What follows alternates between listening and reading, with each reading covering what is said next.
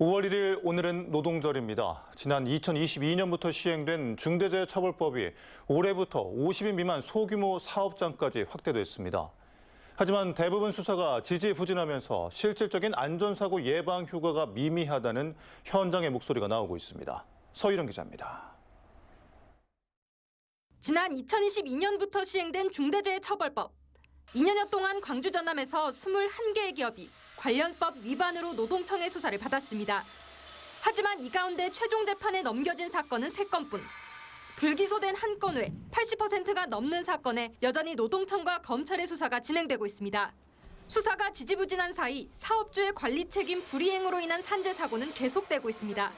지난해 한 해 동안만 광주 전남에서 41명의 노동자가 일터에서 숨진 겁니다. 지난해 이곳 대불산단에서는 4건의 노동자 사망 중대 재해가 발생했는데요. 전남 22개 시군 가운데 광양과 함께 가장 많은 사망 사고가 발생한 겁니다. 현장 노동자들은 보다 근본적인 해결책이 필요하다고 입을 모으고 있습니다.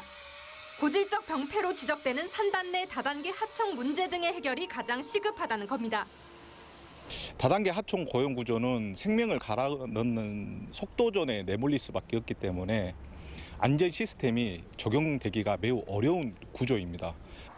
특히 조선손의 부족한 인력을 대신 메우고 있는 외국인 노동자들의 안전 문제에도 관심이 필요하다고 말합니다.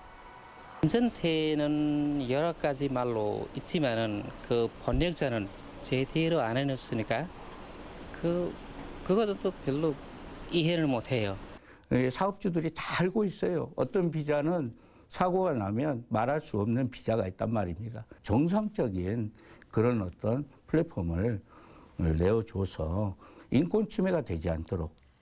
50인 미만 소규모 기업까지 중대재해처벌법이 확대 적용되긴 했지만 현장에서 실제 예방 효과로 이어질지 우려할 수밖에 없는 상황.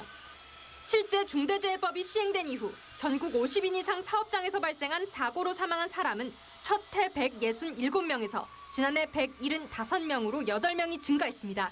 MBC 뉴스 서희령입니다.